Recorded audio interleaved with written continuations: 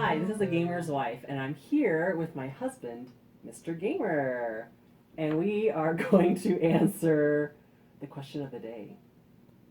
What should we as parents, or you guys as parents, do if your kid comes around to you and says, "Hey, I want to make video games for a living"? Scary. So, what do you think? Right off the bat. Well, I think there's probably a stigma around it, truthfully. I think a lot of people automatically kind of go, video games? And the truth is, it can be very fulfilling and very lucrative if you find a niche and you do it and you're good at it and you take it seriously. It's like anything else. You put your work in and you can be successful at it. So let's do a little profile. What were you like as a kid, and at what point did you decide you wanted to make video games for a living? It was pretty easy for me. I started when I was about seventh grade. I had already decided I wanted to make video games. I played a lot of them, but I was always interested in how they were made, not just playing them. I was always kind of analyzing how they were made and tearing it apart and being like, well, I wonder how they did the paint program to make that, and how do they put the sounds in and all that kind of stuff. And so by the time I was in about seventh grade, I pretty much knew I wanted to be a game maker, and I started aiming at that very early. And I started asking questions and finding out what I needed to do, and got into the field. And that was that. I got a job right out of college as soon as I graduated, and was off to the races. Well, there's like different kinds of video game roles, right? Like you didn't want to be a programmer, right? So Right. there's programming, there's The four main categories are programming, which that's the people that build the engines, do the physics, do the graphics, as far as on the coding side, all that kind of thing. They also, another thing a lot of people don't think about is they do a lot of tools. So you have to build tools to make levels. You have to build tools to rig characters. Programmers do all of that.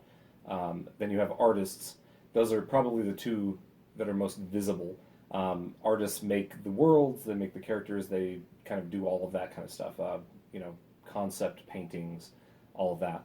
And then you have designers. Designers are kind of like the architects, where if the programmers and artists are like the ones who build the building and make the room blue and whatever. Then the designers are kind of the ones that are the architects, where the programmers maybe lay pipes and decide where things go. So the designers have the overall vision for the game, and how it should play and how it should feel and all that. A lot of the systems.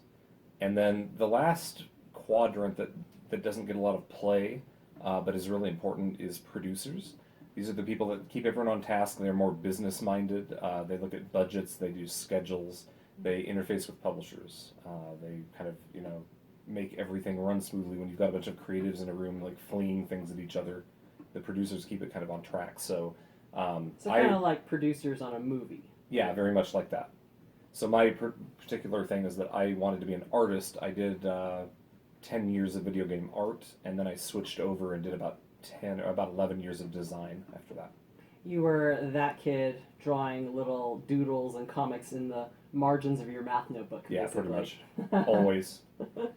So, what were your parents' reactions when you told them, or when did you tell them that you wanted to make video games? Oh, I told them pretty early on. My parents, they were supportive. I don't think they understood it. They didn't play games, obviously. Although they were the ones that bought us our first games. They bought like an old, like when it was new, they got an Atari 2600. And so they kind of helped make me interested in games, even though I think they probably regretted that later, because I played a lot of games. But yeah, they were mostly supportive. They kind of felt like, well, we don't really get this, and hope you can make a living and all that. But I mean, it was my mom that found, like, my mom went to the library and pored over materials to find places that did computer graphics at the time, like colleges that did computer graphics, and so my parents were very supportive. They both helped a lot. What about now? You've got your own family. You're grown up. Has your parents' perceptions of your career changed at all? I think so, just because they've seen that I've done pretty well for myself over time, and that there was definitely a career there. It wasn't the stereotype of a bunch of people, playing games in a basement all day. It's really not like that at all. So you probably get this sometimes, but what do you tell people if they have that automatic reaction of video games are evil or they're just a complete waste of time? Like, what do you tell them?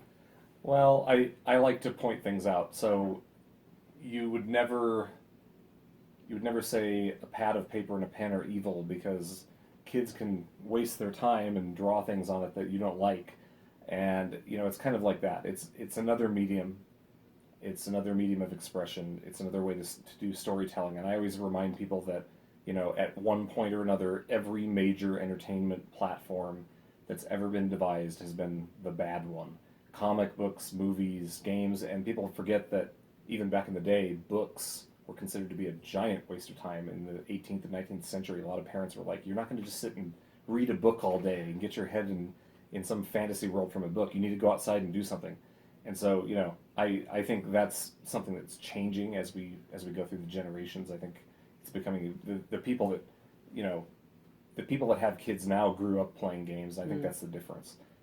It's a little more acceptable these days, and people don't think of it as a fringe thing.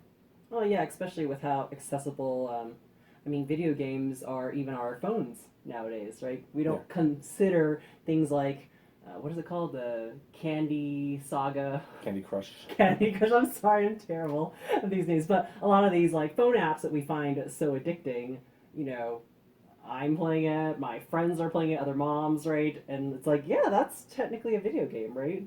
Yep.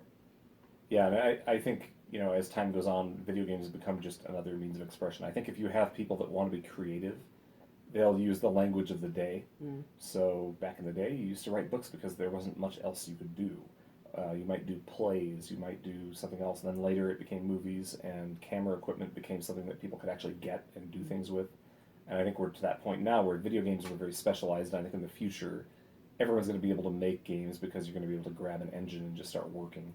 And the same people that were creative, if they'd been born in another century, they would have picked another medium. But I think today people just like video games. They like the experiences it provides, and a lot of those people will end up doing creative stuff no matter what. If you took video games away, then they would still do something creative. All right, so I'm going to wrap it up with, what are your final words of advice for a parent whose kid plays video games all day and they don't want to do their homework, they don't want to read, they don't want to do anything quote unquote useful, and they say they want to make video games for a living? Right. What would you tell these parents? Well, I think I would tell them, encourage your kid to be deliberate. So playing games all day is not making games all day. There's a big difference there. The kids that do well becoming video game artists or producers or programmers or designers or whatever, they're the ones that are already thinking in those terms. They want to know how they're made. They're thinking about, like, how would I make a system that did this? How are these things done? And ideally, I think the kids that are going to succeed are the ones that are already creating stuff. They're either drawing and doing that kind of thing, or they're programming stuff on their own time. They're trying to make games work. So it's not enough to just be interested in games. That just makes you a fan. If you want to be a developer, you have to develop, and that means doing things. So you're saying there's a difference between watching TV all day and actually making a TV program? Yeah, or writing a script or anything. Or eating candy versus making candy. Yes. Yeah, it's very easy to be interested in something. That does not give you credentials. You can play a lot of games, and it can help you. It'll help you as a designer in particular, start getting your head around how things are done. But if you don't go and make something, then you're just playing games. And if you want to create, then you need to create. Cool. Well, thank you so much for your time, Mr. Gamer. And I hope that you guys all enjoyed this topic. Definitely, please put your comments, questions below, and we'll try to address them in a future video. So take care.